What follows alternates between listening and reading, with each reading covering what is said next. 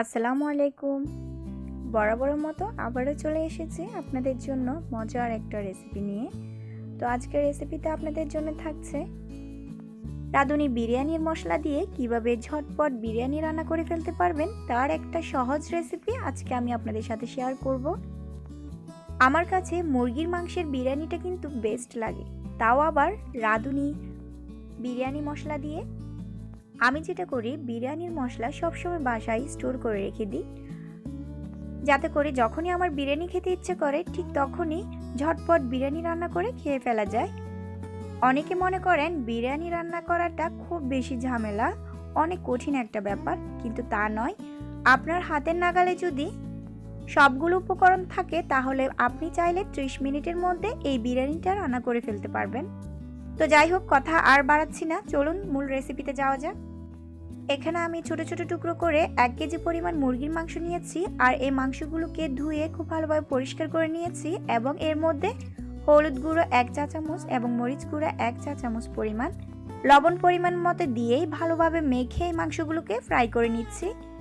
এরপর যেটা করেছি, 3টে মিডিয়াম সাইজের আলু এর মধ্যে দিয়েছি এবং আলু আর মুরগির টুকরোগুলোকে খুব ভালোভাবে ফ্রাই করে নিচ্ছি। করা মুরগির মাংসের কারণে কিন্তু বিরিয়ানি টেস্টটা অনেক ভালো আসে। এরপর যেটা করেছি, 500 গ্রাম পরিমাণ চিনি গুঁড়া চাল এবং 200 গ্রাম পরিমাণ মসুর ডাল নিয়েছি। চাল আর ডাউলের মিশ্রণটা এখানে 1 জগ পরিমাণ হয়েছে। এই জগটা নেওয়ার কারণ হচ্ছে চাউল এবং ডাউলের মিশ্রণটা এই জগের মধ্যে মেপে নিব এবং যেটুকু পরিমাণ চাউল হয় সেইটুকু পরিমাণ আমাকে পানির মেজারমেন্টটা করতে হবে। এখানে আমার চাউল এবং ডাউলের মিশ্রণটা 1 জগ পরিমাণ হয়েছে। এরপর আমি যখন পানির মেজারমেন্টটা দিব তখন আমাকে 1.5 জগ পরিমাণ পানি ইউজ করতে হবে। এখানে যেহেতু চাল এবং ডাউলের পরিমাণ 1 জগ, সেজন্য আমি এখানে 1.5 জগ পরিমাণ পানি নিয়েছি, পানিগুলো ফুটিয়ে নিয়েছি। এবার যেটা করব, মাংস এবং আলুর মিশ্রণগুলো যখনই ফ্রাই হয়ে যাবে পুরোপুরি, ঠিক তখনই এর মধ্যে 4টা কাঁচামরিচ দিয়ে দিব। এরপর 2 টেবিল চামচ পরিমাণ পেঁয়াজ বাটা এবং 1 টেবিল চামচ পরিমাণ রসুন বাটা, এরপর 1 টেবিল চামচ পরিমাণ আদা বাটা দিয়ে দিলাম। চুলার আঁচটা লোতে রেখে মিশ্রণগুলোকে ভালোভাবে নেড়েচেড়ে ফ্রাই করে নিব, যাতে করে মশলার কাঁচা গন্ধটা না থাকে।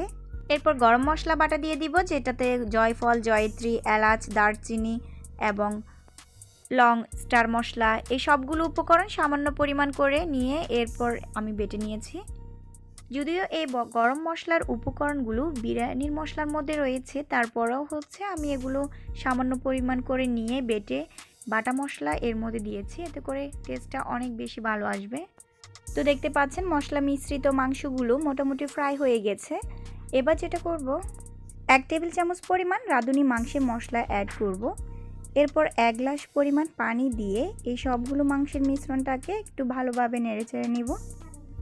পানিটা দিয়েই এর মধ্যে জিরা গুঁড়ো দিয়ে দিব 1 চা চামচ পরিমাণ এবং ধনিয়া গুঁড়ো দিয়ে দিব 1 চা চামচ পরিমাণ মতো লবণ দিয়ে দিব। এরপর রাঁধুনি বিরিয়ানির মশলা দিয়ে দিব পুরো 1টা প্যাকেট। পানি অ্যাড করার আগে যদি আমি এই মশলাগুলো অ্যাড করতাম তাহলে কিন্তু মশলাগুলো পুড়ে বিরিয়ানিতে একটা কালচে রূপ ধারণ করত। সম্পূর্ণ মশলাগুলো দিয়ে দেওয়ার পর এখানে আবার 2 কাপ পরিমাণ পানি অ্যাড করব। এবার যেটা করব, সবগুলো উপকরণ মিক্স করে নিব, আর মিক্স করে নেওয়া হয়ে গেলে ঢাকনা দিয়ে ঢেকে মিডিয়াম আঁচে এদিকে রান্না করতে থাকবো 5 মিনিট ধরে, অর্থাৎ যতক্ষণ না পর্যন্ত আলুগুলো সিদ্ধ হয়ে যায় ততক্ষণ রান্না করতে থাকবো। একটা জিনিস অ্যাড করতে তো ভুলেই গেলাম, সেটা হচ্ছে দারুচিনি আর তেজপাতা। এখানে 2টা মিডিয়াম সাইজের তেজপাতা দিয়ে দিব আর 4 টুকরো দারুচিনি দিয়ে দিব, দিয়ে ভালো করে নেড়েচেড়ে নিব। এবার যেটা করব, এই মাংসের মিশ্রণটার মধ্যে 1/2 কাপ পরিমাণ টকদই নিয়ে নিব, যেটা আমার ঘরেই তৈরি করা টকদই। এখানে নরমাল বাদাম নিয়ে নিব 2 টেবিল চামচ পরিমাণ, কাজু বাদাম নিয়ে নিব 2 টেবিল চামচ পরিমাণ এবং কাঠবাদাম নিয়ে নিব 2 টেবিল চামচ পরিমাণ। এরপর কোরানো নারকেল নিয়ে নিব 3 টেবিল চামচ পরিমাণ। এই সবগুলো উপকরণ 1/2 কাপ পরিমাণ টকদইয়ের সাথে মিক্স করে ব্লেন্ড করে নিব। এরপর এই মাংসের মিশ্রণটার মধ্যে এই সবগুলো উপকরণ অ্যাড করব।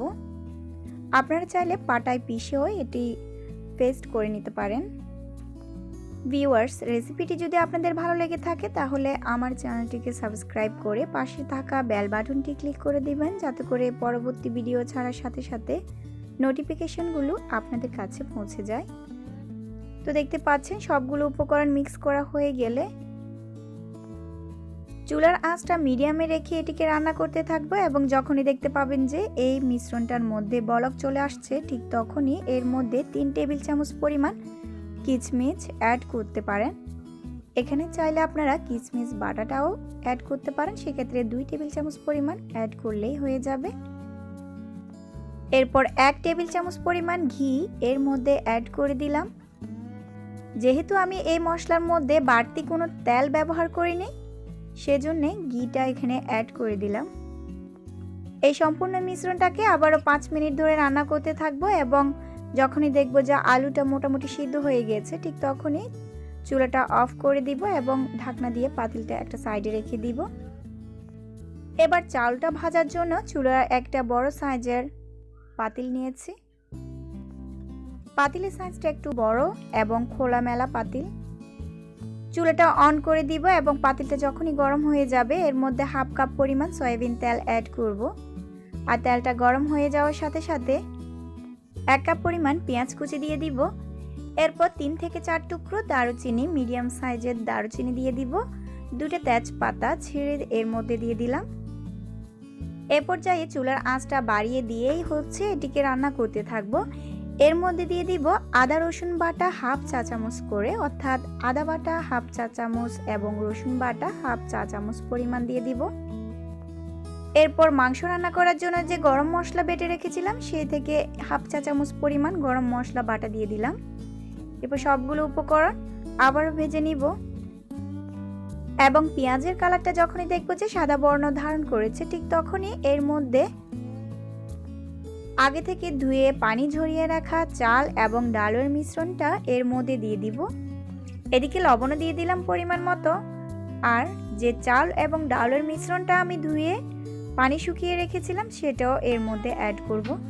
তো খুব ভালোভাবে নেড়ে চেড়ে এই চালটাকে ভেজে নিব, ততক্ষণ পর্যন্ত ভেজে নিব যতক্ষণ না পর্যন্ত সুন্দর একটা স্মেল বের হচ্ছে। চালগুলো ফ্রাই করতে করতে যখনই দেখবেন যে চালগুলো একটু সাদা বর্ণ ধারণ করেছে এবং সুন্দর একটা ফ্লেভার বের হয়েছে, ঠিক তখনই এর মধ্যে রান্না করে রাখা মাংসর মিশ্রণটা দিয়ে দিব।